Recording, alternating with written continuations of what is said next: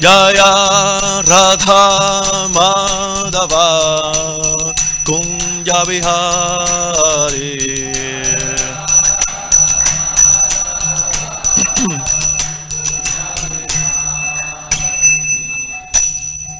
Jayam Vishnupad Paramahamsa Parivrajagacharya Stotara Sata Sri Srimad His Divine Grace Abhay Charanaravinda Bhakti Vedanta Swami Srila Prabhupada Ki Jayam Vishnupad Paramahamsa Parivrajagacharya Stotara Sata Sri Srimad His Divine Grace Srila Bhakti Siddhanta Saraswati Goswami Prabhupada Ki Jai Grantara Srimad Bhagavatam Ki Jai.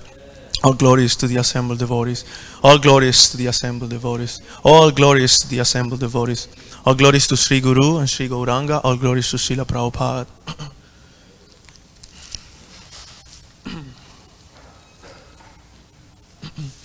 Om Namo Bhagavate Vasudevaya.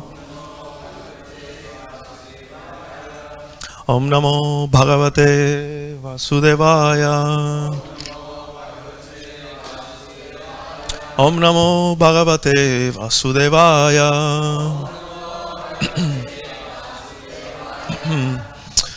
Reading from Srimad Bhagavatam, Canto 3, Chapter 21st, title Conversation between Manu and Kardam Muni. Text 31st. Sorry. Kritva dayam cha jivesu Dattva cha bhayangatmavam Mayi atmanam saha jagat Drakshyasya chapimam Kritva dayam cha jivesu Dattva cha bhayangatmavan Mayatmanam saha jagat Drakshyasya chapimam Kritva dayam cha jivesu Dattva cha bhayamatmavan Mayatmanam saha jagat Drakshyasi chapimam.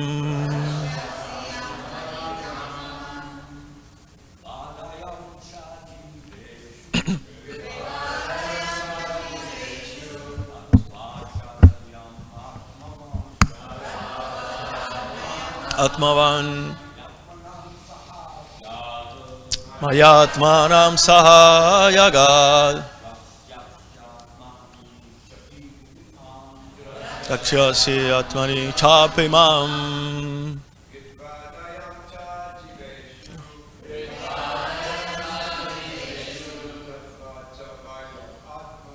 Dattva chabayamatmavan Mayatmanam saha jagat Drakshasi atmani chapimam Kritva dayam cha jivesu Tattva chabayangatmavan Mayatmanam saha jagat Drakshyasi atmani chapiman Kritva dhayam cha jivesu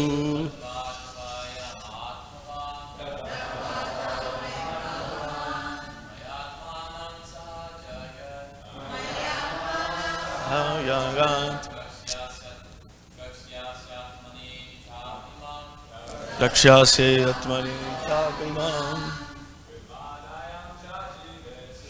Kritva dayam cha jivesu Dattva cha bhayamatmavan Yatmanam saha jagat Drakshasi atmani chapiman. Vaishnavis. Kritva dayam cha jivesu Dattva cha bhayamat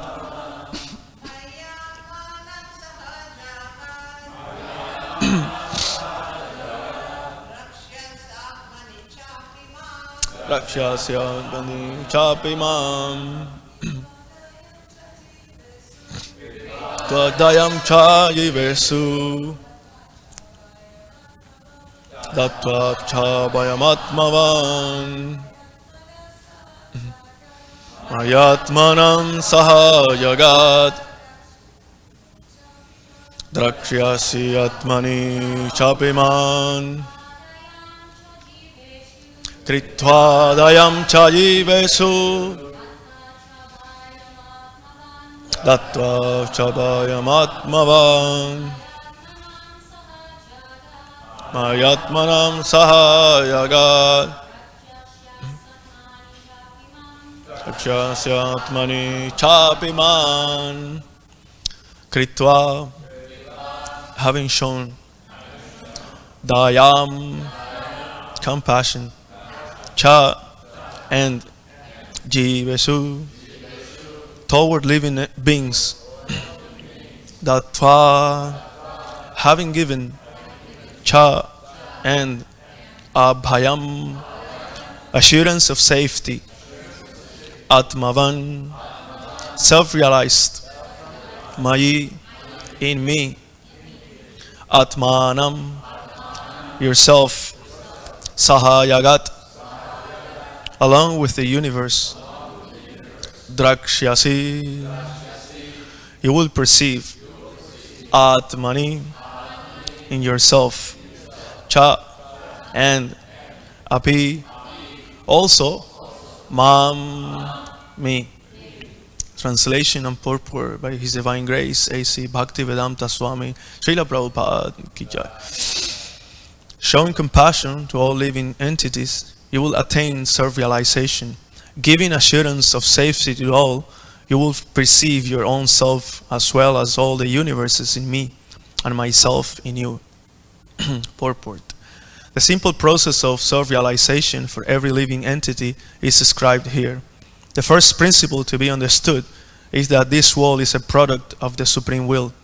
There is an identity of this world with the Supreme Lord. This identity is accepted in a misconceived way by the impersonalists. They say that the Supreme Absolute Truth, transforming Himself into the universe, loses its separate existence. Thus, we accept the world and everything in it to be the Lord. This pantheism, wherein everything is considered to be the Lord, this is the view of the impersonalist.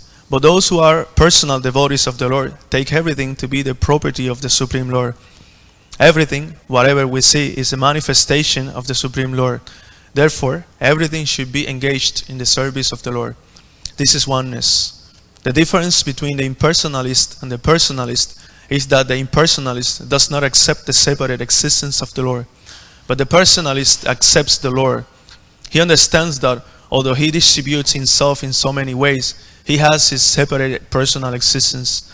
This is described in Bhagavad Gita. I am spread all over the universe in my impersonal form.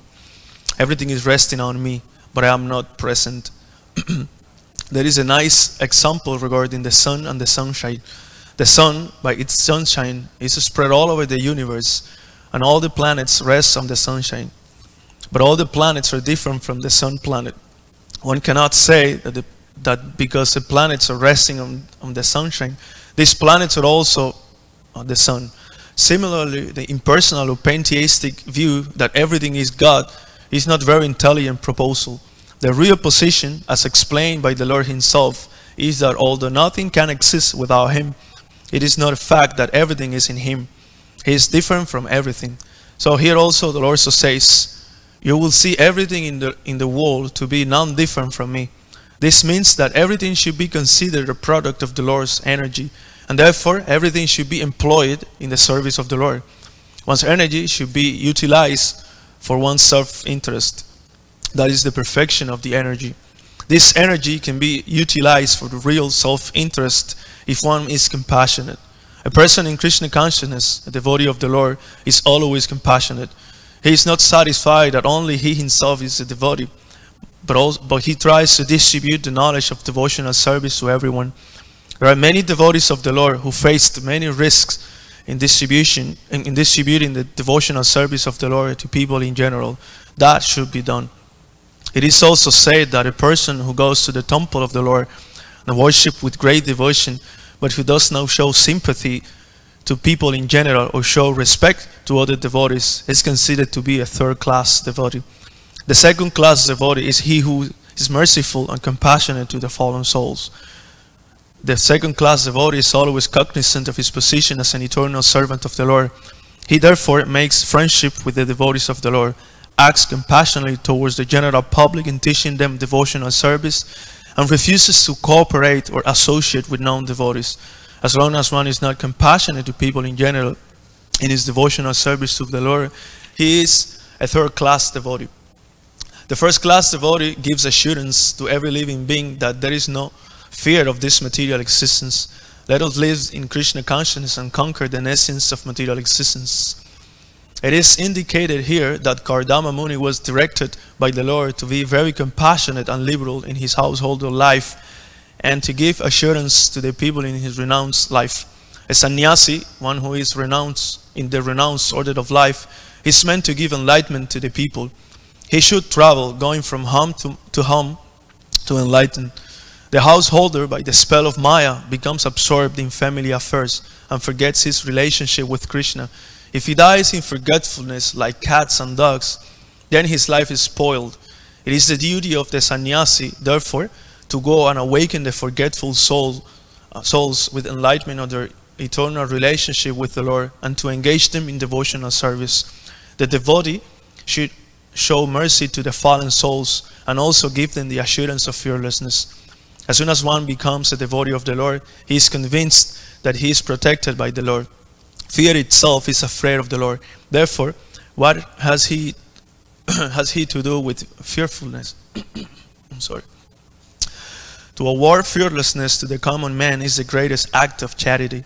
A sannyasi, or one who is in the renounced order of life, should wander from door to door, village to village, from town to town, and from country to country, all over the world, as far as he is able to travel, and enlighten the householders about Krishna consciousness. A person who is a householder but is initiated by a sannyasi has the duty to spread Krishna consciousness at home as far as possible. He should call his friends and neighbors to his house and hold classes in Krishna consciousness. Holding a class means chanting the holy name of Krishna and speaking from Bhagavad Gita or Srimad Bhagavatam. There are immense literature for spreading Krishna consciousness, and it is the duty of each and every householder to learn about Krishna from his sannyasi spiritual master. There is a division of labor in the Lord's service. The householder's duty is to earn money, because a sannyasi is not supposed to earn money, but is completely dependent on the householder. The householder should earn money by business or by profession and spend at least 50% of his income to spread Krishna consciousness. 25% he can spend for his family, and 25% he should save to meet emergencies. This example was shown by Rupa Goswami, so devotees should follow it. Actually, to be one with the Supreme Lord means to be one with the interests of the Lord. Becoming one with the Supreme Lord does not imply a becoming as great as the Supreme Lord. It is impossible. The part is never equal to the whole. The living entity is always a minute part. Therefore, his oneness with the Lord is that he is interested in the one interest of the Lord. Sorry. The Lord wants every living entity to always think about him, to be his devotees and always worship him. This is clearly stated in Bhagavad Gita. Manmana bhavamat bhaktaha. Krishna wants everyone always to think of him. Everyone should always offer obeisances to Krishna.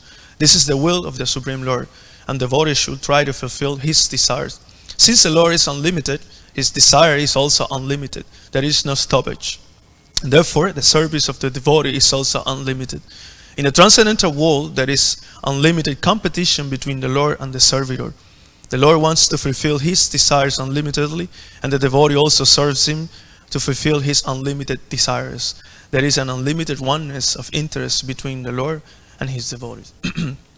Om Jnana Timirandasya Jnanam Jnana Shalakaya Shakshurun Militam Jena Tasmai Shri Gurave Namaha Sri Chaitanya Manovistam Stapidam Jena Bhutale Swayam Rupa Kadamahyam Dadati Swapadam Tikam.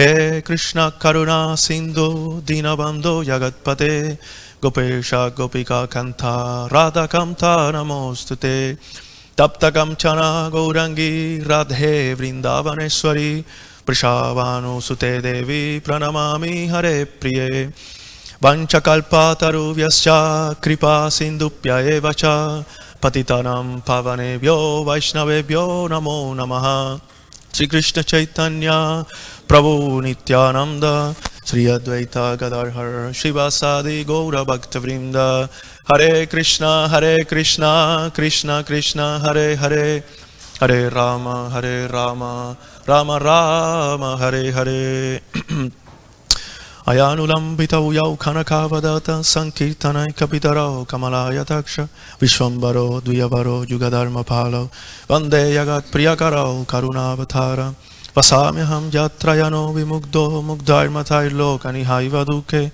Kripa maye tvat karunena radhe sandarsayishyami yanaya tattvam. Showing compassion to all living entities, you will attain self-realization. Giving assurance of safety to all, you will perceive your own self as well as the universe as in me and myself in you.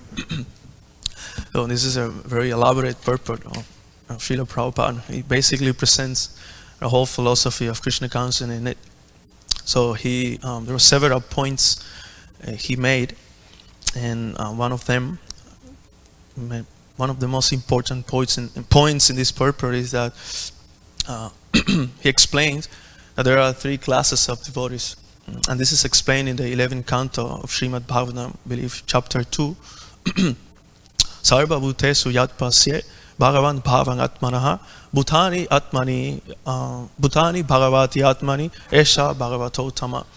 There is a first class devotee of the Lord who is a self-realized soul, and he sees all living entities in the Lord, that they exist with him, the Lord. And also he sees that everything else is in relation to the Lord, and eternally these things will exist in the Lord. Then there is also the third class devotee. Prabhupada explains that he is, anyways, I know the verse. Archayang eva haraye puyan ya shraddhaye hate tadvaktesu chanyesu sabhakta prakrita smritaha. That this third class devotee is faithfully engaged in worshipping the deity. So he comes to the temple, he developed love for the deity, but he doesn't know how to behave towards other devotees and people in general. Sometimes we see that a lot of people come to temples or churches or mosques, and they offer obeisance. They are, very religious and very diligent in worshiping, God. But then when they go out, or sometimes even in their own family affairs, they behave very, nasty, so to speak, with other people, other living entities, because they fail to see that the Supreme Lord exists within the heart of every living entity. So that is considered to be a third class devotee. And the second class devotee, the Madhyama Adhikari, he Ishware tat adinesu balisheshu dvisatsucha. He sees different things. He sees actually four things. He sees Ishwara, the Supreme Lord, and Adinesu means those who have taken shelter of the Supreme Lord, or in other words, the devotees of the Lord. And Balisheshu means those who are innocent, people outside, they don't know about devotional service. They're quite innocent. And Dvisatsucha, also he sees those who are envious of the Supreme Personality of Godhead. And he relates in different ways, with all these living entities. What's that? The next line? Prema Maitri Kripo Preksha. So he shows love for the Supreme Lord, Prema, and Maitri, he makes friendship with all the devotees. And Kripa, he shows compassion of mercy to the innocent. And Upeksha, he neglects the inimical personalities in this world. So Srila Bhaktisiddhanta Saraswati Goswami Prabhupada explains that neglecting the demons means that the first duty of the Vaishnava, or the main duty of the Vaishnava, is to point out the futility of any other process except surrender to the Lord. So all these so-called processes of ultimate goal, like you become one with the Supreme, or Artha, Kama, Moksha, all these different things. So that's the duty of the Vaishnava, to point out that these processes are incomplete in themselves. That the only process is Sarvadharman Parityaya Mamekam Sharanam Vraya, completely giving up all varieties of religions and duties in this material world, and taking shelter of the Supreme Lord. So, and because of that, many people who are envious of the Lord, they don't want to hear about these things. So they become more inimical, and they commit offenses against devotees. And then to avoid them, to become more entangled by offenses, that's why the devotee should, the Madhyama Adhikari should neglect those people. But that doesn't mean that we should not try to give them mercy, because mercy is one of the most important energies or potencies of the Lord. The Supreme Lord is a person who has unlimited potencies. Parasya Shaktir Vividaiva Shruyate. He is a person who has different energies. And this Kripa Shakti is one of the Lord's main energies. And our Sankirtan movement is based on Kripa Shakti. We're in Kali Yuga, we're very fallen and degraded souls. As Archita Prabhu was very nice saying in the class the other day, excuse me, there is no question of like sitting down and try to understand Vedanta, or becoming a great tapasvi, doing severe austerities. Any of those processes are going to work in Kali Yuga. We should just chant the holy name of the Lord, and hear, just like Prabhupada said, we should hold in classes and hearing and speaking from Bhagavad Gita and Srimad Bhagavatam. So, and also the second class devotee, as part of his activities of showing mercy, he goes out. Not only he holds classes of Bhagavatam in the temple or in the house, but he also goes out and he faces so many impediments just for the sake of giving mercy to all the living entities who are completely forgotten about the Lord. There is this very nice prayers of Prahlad Maharaj. Sashita Noy and myself were reading that, the whole prayers of Prahlad Maharaj the other day, and we came across with this beautiful prayer. Prayena Deva Munayo Savimukti Kama Maumnam Charanti Viyane Napararthanishtam. What's the next line? Tam Vihaya Kripana Vivumukshameko Tam Asya Sharanam Brahmato Nupasye. That Prahlad Maharaj, in the previous prayer, he says to the Lord that he's not afraid of being in this material universe. Naivo duye. What? Yeah, Tadvirya Gaya Namahamrita Magna Shidada. I'm not afraid of being in this material universe, in this side of the Vaitarani river. The Vaitarani river divides the spiritual world and the material world. So he's saying, I'm not afraid of being in this side of the Vaitarani river of material world, because Tadvirya Gayana Mahamrita Magnashita, I'm always absorbed in this process of relishing your transcendental heroic pastimes. Virya Gayana Mahamrita Magnashita, I'm drinking that supreme nectar. But Sosheta to vimukasheta sa indriyarta maya sukaya varan utpahato vimudam. But I'm always lamenting for all these fools and rascals, people outside. We're engaged in these material activities, trying to get happiness, material happiness, which is illusory happiness, maya sukaya. Therefore, excuse me. Therefore, I'm lamenting for them, my Lord. And in that next verse, he says, Prayena Deva Munayo Swavi Mukti Kama, that there are so many saintly personalities that they don't care about towns and cities and villages. They just want to go to some secluded place like the Himalayas, or sometimes we also see that, in devotees association, they say, okay, I just go to Vrindavan, Mayapur, I don't care about New York or whatever, Rome, or, I just Prabhupada explained that this is glorious, of course, because somebody is engaged in devotional service. But Krishna says in Bhagavad Gita, Nachatasman manusyesu kashime priya kritama. That person who's always preaching my glory, he is most dear to me. So Prabhupada many times used to say that if you want to be recognized quickly by Krishna, then we should we should spread Krishna's glories. We should show the mercy to others. Excuse me.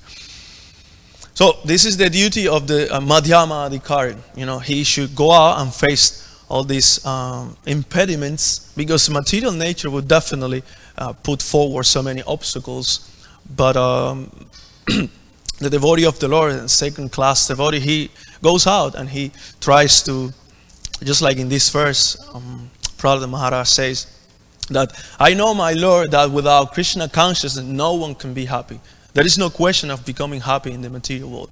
One may go on making arrangements, you know, so many things. Now I become like a PhD, and then I get, you know, a higher job and higher position in this world, and I make sure that, you know, I have a nice house with so many barking dogs, you know, taking care of me, and all these different things, and you know, very substantial, you know, bank balance. But any of those things can give fearlessness. Only, as Prabhupada says, only the self-realized soul who imparts transcendental knowledge can bestow fearlessness in the conditioned soul. And this constitutes real compassion toward to the living entities. We were distributing the other day, Bhakta Kevin and I, in the Persian neighborhood, and we met this Cuban American lady. She was really nice. You remember her? And she was very nice, and she really appreciated what we were doing. And she was telling that, no, you guys are doing a nice work, and you're like, you know, sharing transcendental knowledge, spiritual knowledge, which is needed. But because she had some mundane conceptions of what compassion is, she told me, well, this is so nice what you're doing, but what about the homeless people in the street? And I said, well, you know, actually the problem is not to be homeless, because of course I didn't say this part, that Rupa Goswami was a homeless, that he was living underneath a tree, you know, one day different tree. But I said the problem is not to be homeless. The problem is that we are accepting material bodies, and we are spirit souls. And as long as one accepts a material body, then so many problems are going to come one after another. What is that verse? Nunam pramata kurute vikarma yadindriya pritaye aprinoti nasadu manye jata atmanot asang api kleshada asadeha. That as soon as one gets this body, then klesha, pains, are going to come. So this is a reality that yeah, somebody may be homeless and you can give him a job, or you can give him like some food, but if he continues acting and thinking like a dog, he will become a dog in his next life, and the problem is not going to solve.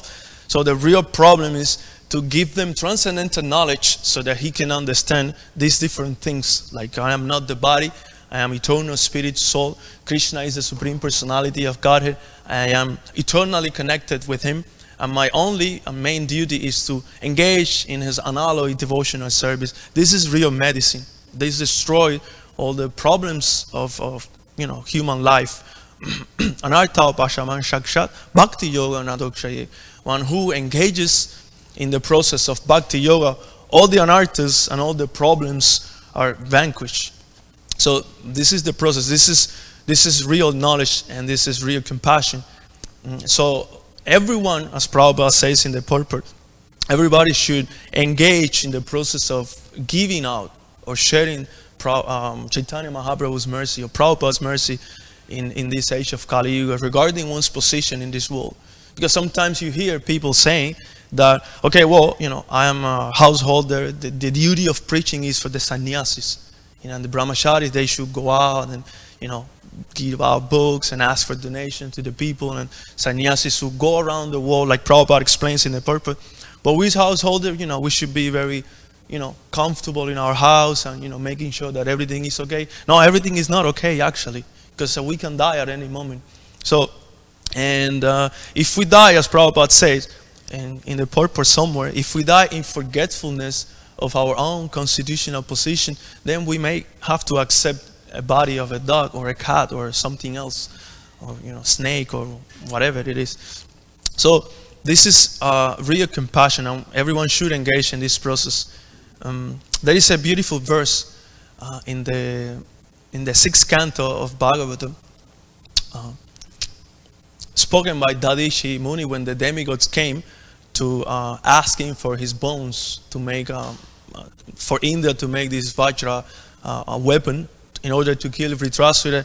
And he said, Yodruvenatmana natha nadarma nayasha pumam, that he said, one who has no compassion for the fallen conditioned souls and who does not use his impermanent body for the process, for the highest nadarma, for the highest religious duties or eternal glory, he is to be pitied even by the immovable living entities. So this is a very heavy statement. Everyone can find this verses 6, 10, 8. So we should not think that our duty is only to come to the temple and worshiping the Lord ourselves and paying obeisances. This is nice. This is glorious, of course. And in the beginning, we should start doing those things because we cannot understand that we're meant to share. Maybe Prabhupada's mercy in the very beginning is very difficult to understand those things. But as far as we're making advancement, we should try to spread the holy name and the teachings of Bhagavatam and Bhagavad Gita. Excuse me. So this is real compassion, and you can save so many people from fear. So therefore, beginning, we should take shelter, or one should take shelter in the association of devotees and learn the philosophy. That's very important. One should hear, Shushuso Shraddadanasya Vasudeva Kata Rushi. So one should come to the association of, purified souls who are free from all vices, and from them learn and hear this, constantly hearing the philosophy of Krishna consciousness. And by hearing the philosophy of Krishna consciousness, one's heart becomes purified. Nasta prayesu abadresu nityam bhagavata sevaya. One becomes purified, and Krishna cleanses the heart. Shrinatam shraddhaya nityam punya shravana kirtanan. And by so doing, one becomes free from the modes of nature, and one actually can be situated in the platform of Sattva Guna when real knowledge comes. Real knowledge is a product of Sattva Guna. And unless one is free from the lower modes of nature, one cannot be knowledgeable, one cannot be happy. Tadaraya stamo bhava kama loba dayasyaye cheta etar anavidam stita sattve prasidati. One should become free from hankerings, from desires, from running away after sense gratification, and by so doing, one becomes stita sattve prasidati. One is established in the mode of goodness, which is very conducive for spiritual elevation. And then the next step after that, evam prasamna manaso bhagavat bhakti yogataha bhagavat tattva vijnana. A very important thing. By engaging in this process of devotional service in the mode of goodness, learning how to control the senses, studying the Vedas, doing penances, etc., one develops this Bhagavat Tattva Vijnana, this scientific knowledge of the Supreme Lord, which is essential for preaching, because our philosophy is not based on sentimentalism or mental speculation. It's based on transcendental scientific knowledge of the Supreme Lord. And then after that, vidyate hridaya grantis chidante sarva samsayaha kshiyante yasya karmani drishta eva atmanishvare. One becomes free from all sarva samsayaha. One becomes free from all doubts and all misgivings, all misconceptions. One can see drishta eva atmanishvare. He can see drishti. He can see who's he. He can understand that there is a Supreme Lord and there is the living entity, and my duty is to serve him. And by so doing, one becomes free from the bondage of karma. And so this is the real disease of the conditioned soul, who's running away after maya sukhaya, illusory pleasures and happiness in this world. It is avidya. This avidya causes pain to the conditioned soul. Bhavesmin klishyamanani avidya kama karma bihi. Queen Kunti says this.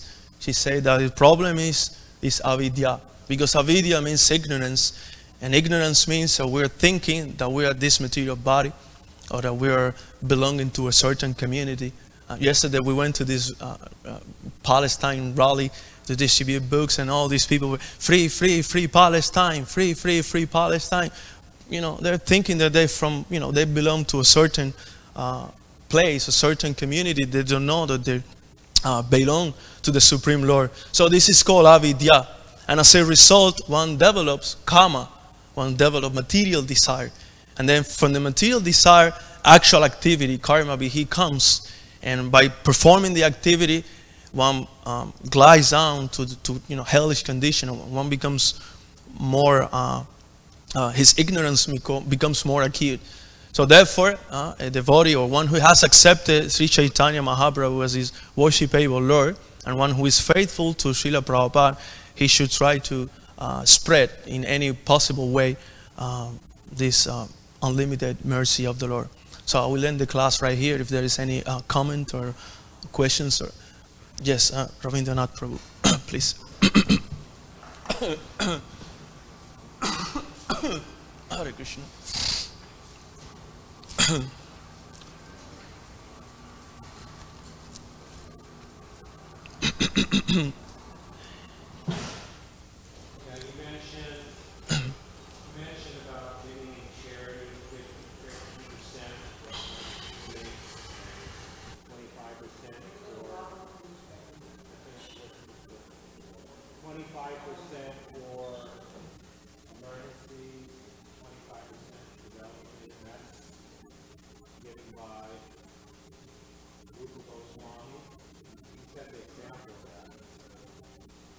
Yeah, so you mentioned how one should give 50% of one's wealth to the devotees, to the temple like that, 25% for emergencies and 25% for the relatives.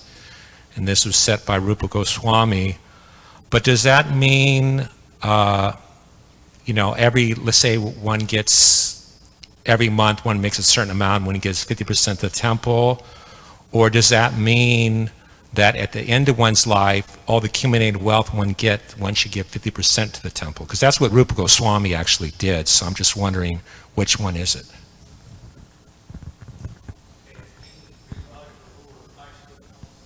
I think Brigupati Prabhu, Archita Prabhu wants to answer that question. No?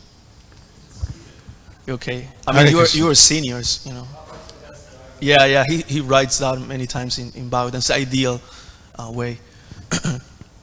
Yeah, it's not that Rupa Goswami never gave charity before he retired. Obviously, he was giving charity all along.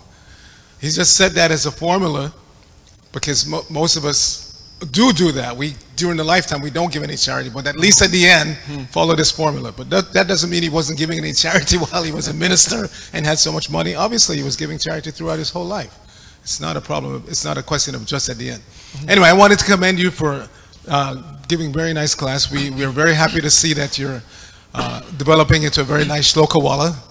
It's always been our ISKCON, and Prabhupada set the example. Learn these shlokas and use them for preaching. That's what they're meant for. So we're very happy to see that. I wanted to make one note in public about class giving, because some devotees, they like to try to pick which verse they want to speak on. That's not our process. Whatever day you're asked to give class, whatever verse falls on that day, that's what you give on.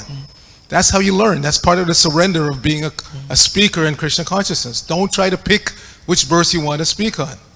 Whichever verse comes up in that day, that's what you speak on. And then one final note, that nice verse you quoted, the 5th verse in that sequence, beginning with Shrimatam. So the last line of that verse, Chidete, it says, Drishtva eva atmanishvare. So sometimes that's misunderstood, because Prabhupada's translation is, when one sees the soul as the self as master. But it's not yourself, it's the Supreme Self. So it's not very clear in that translation, and some people become bewildered by that. They think, oh yeah, if I just practice this, I'll come to the point where I see myself as master. But it's not yourself as master, it's seeing the Supreme Self, Krishna, as master. Okay. Thank you so much, Prabhu, for those clarifications. Brigupati Prabhu, you wanted to say something? Oh, you did? Oh, I'm spacing out today. Grantara Srimad Bhagavatam ki jai. Vanchakalpa taruvyasya kripa sindubhyaya vacha. Patitanam pavanebhyo Vaishnavebhyo namo namaha.